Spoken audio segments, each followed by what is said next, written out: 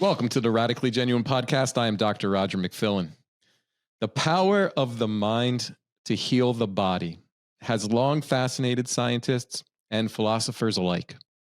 The placebo effect, where a person's belief in a treatment can lead to real physiological improvements, is perhaps the most striking example of this phenomenon.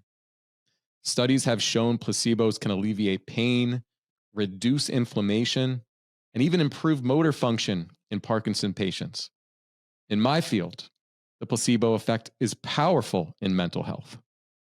In some cases, placebo treatments have rivaled the effectiveness of actual drugs. This isn't just the power of positive thinking, it's the brain actively participating in the healing process, releasing its own painkillers and altering neural pathways. But how far does this effect extend?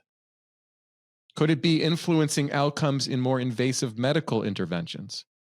Is it possible that some surgical procedures, with all their cutting-edge technology and skilled practitioners, might owe a significant portion of their success to this same phenomenon? Today, we are joined by a guest who's uniquely positioned to explore these questions. He argues that many common surgical procedures, from knee arthroscopies to back fusions and cardiac stenting, may not be as effective as we think when subjected to rigorous scientific scrutiny. He suggests that in some cases, the expectation of healing from surgery might be driving positive outcomes. Could be more than that. We're going to get into this more. His name is Professor Ian Harris. He is an orthopedic surgeon in clinical practice in Sydney, Australia. He is also a professor of orthopedic surgery with a PhD in evidence-based medicine and surgery.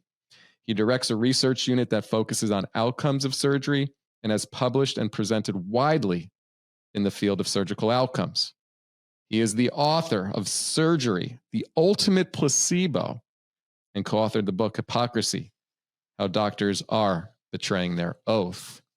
Professor Harris, welcome to the Radically Genuine podcast. Thanks very much for having me. Now, the title of your book certainly caught my attention.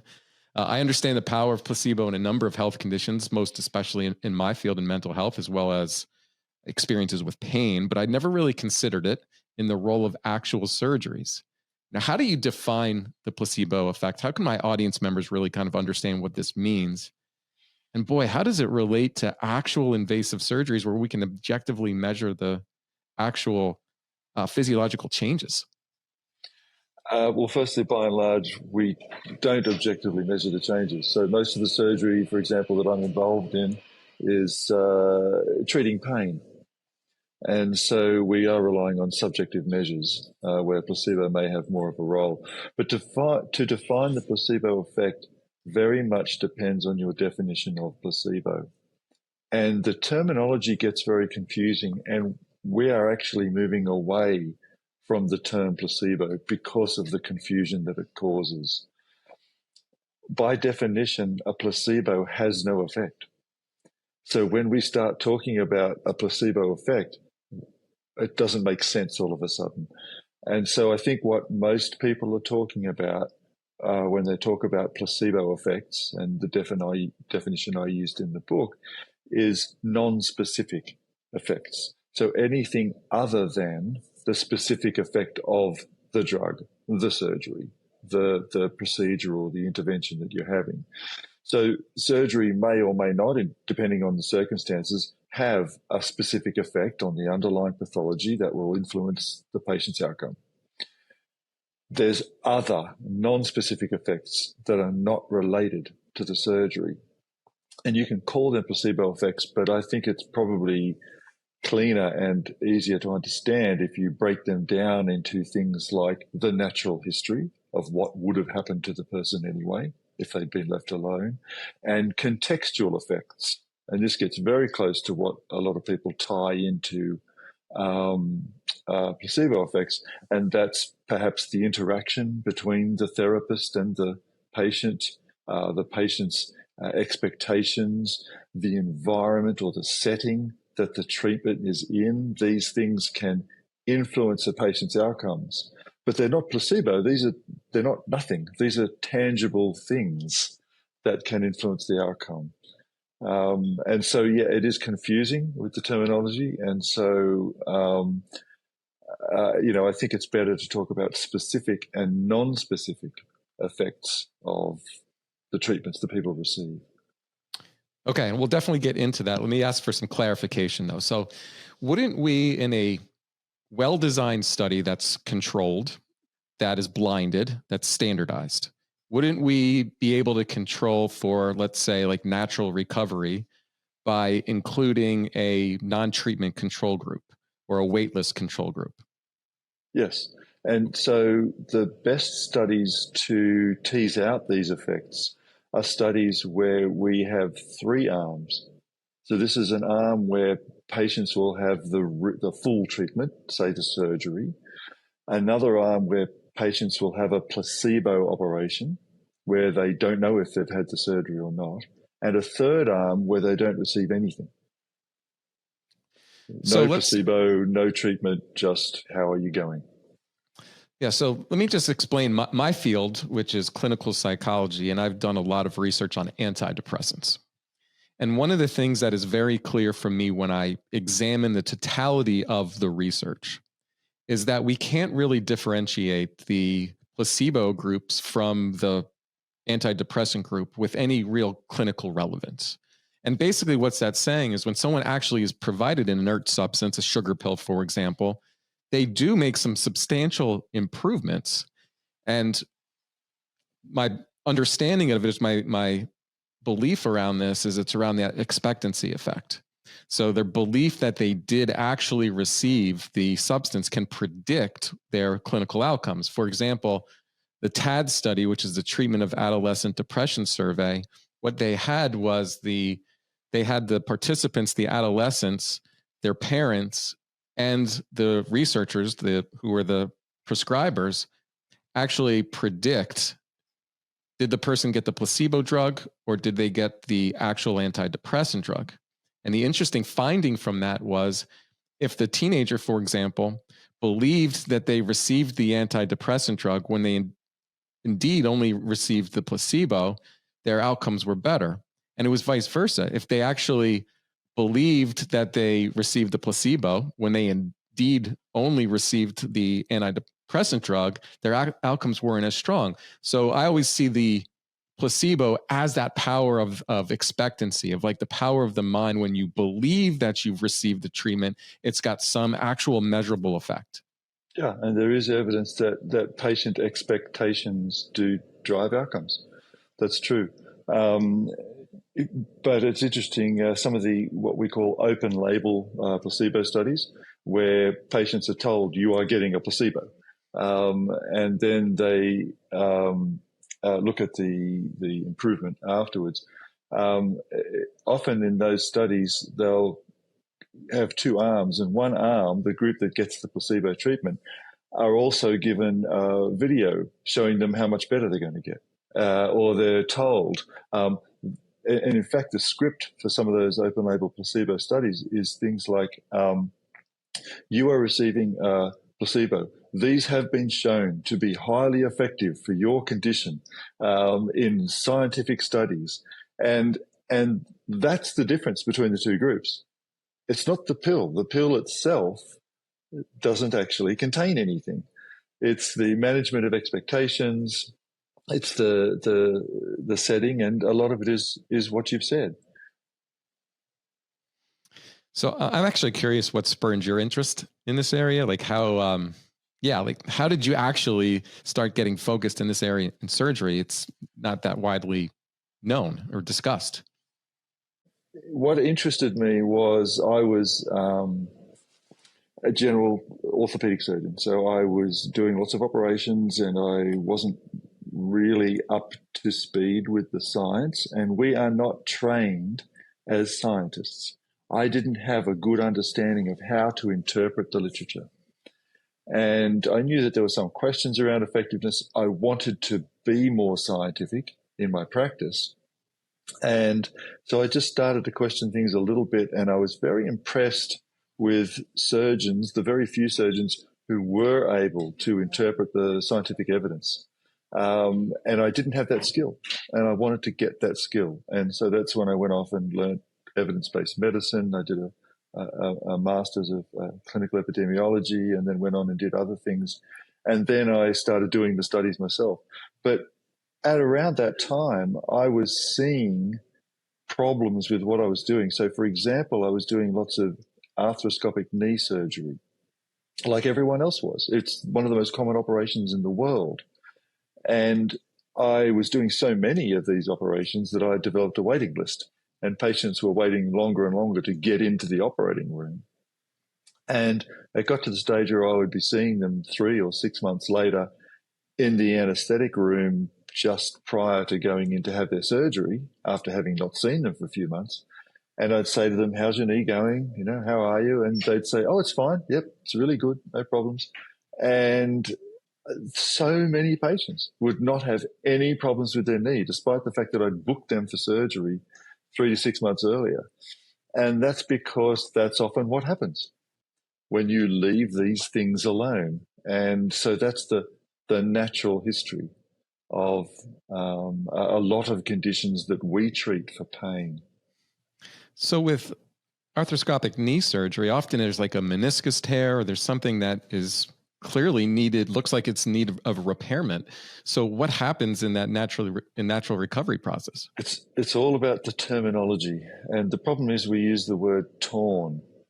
And people see a torn meniscus like a rent or a cut in your clothing. You know, you need to sew that back together. Otherwise, it just won't work properly. It'll have a big hole in it.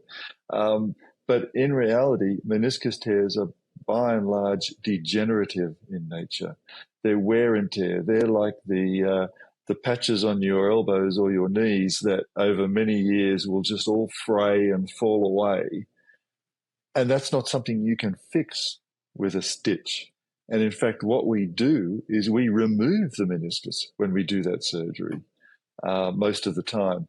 And so how does removing more of the torn clothing help? You know, it doesn't. And so this is largely a degenerative condition. It's often associated with osteoarthritis, and the meniscus tear is just a sign that the patient has osteoarthritis, which is causing their pain. And repairing it or removing it doesn't make any difference to their pain, because it's not the cause of their pain. It's something we can see on a scan. And we fall for that trick all the time in surgery. We have someone with chronic back pain. We do an MRI. The MRI will always show something. Even if the patient doesn't have back pain, the MRI will always show something. And so it's human nature. It's a bit naive, but it's human nature to say, oh, well, there's something on the scan and the patient has pain. Therefore, the thing that I can see on the scan is causing the pain. And mostly it is not causing the pain. Chronic back pain is very complex and often not related to a single, simple physical cause.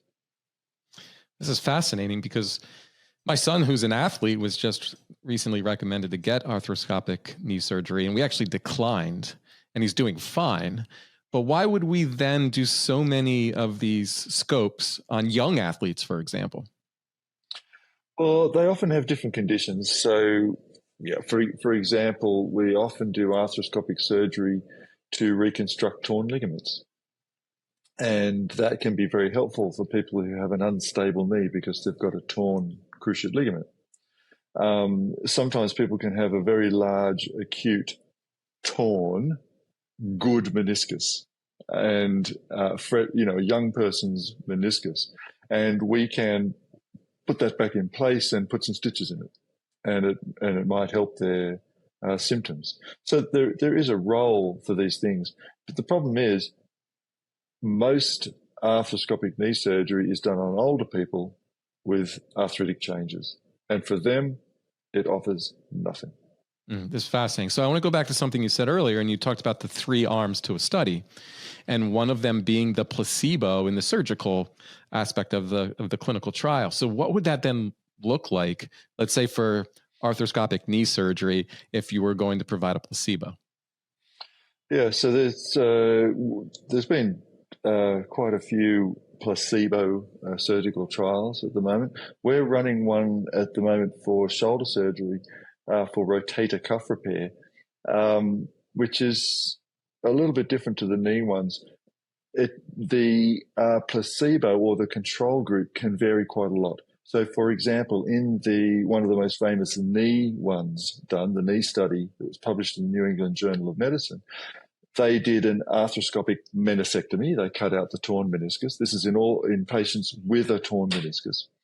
They cut out the meniscus in the active group, in the treatment group, and in the control group, they made the incisions. They put the camera in, and they looked around the knee, but they didn't touch the meniscus. They didn't cut it away or clean it up or remove it or repair it in any way. They just left it as it was. So that was the placebo group, or what I'd rather call the control group, because, again, people don't understand what placebo is. It's better to say what it is. So we're doing a study at the moment in rotator cuff repair, which is repairing frayed, degenerative, again, torn, and that, unfortunately we use that word torn because it makes people want to have surgery, rotator cuff tendons in the shoulder. This is a very common condition. Most people over the age of 60 actually have a torn rotator cuff. So it's extremely common. And so we're doing a study that was initially called a placebo-controlled randomized trial. We've removed the word placebo, and what we've called it is a randomized controlled trial of arthroscopic shoulder surgery with rotator cuff repair compared to arthroscopic shoulder surgery without rotator cuff repair. And to me, that's just a lot simpler, and people know what we're doing then. And so we are doing arthroscopic surgery. We're cleaning out the joint. We're inspecting the cuff. We're trimming away any bone spurs that we see. And then patients are being randomized to have the rotator cuff repaired or not repaired. And when they wake up, they won't know what they had done.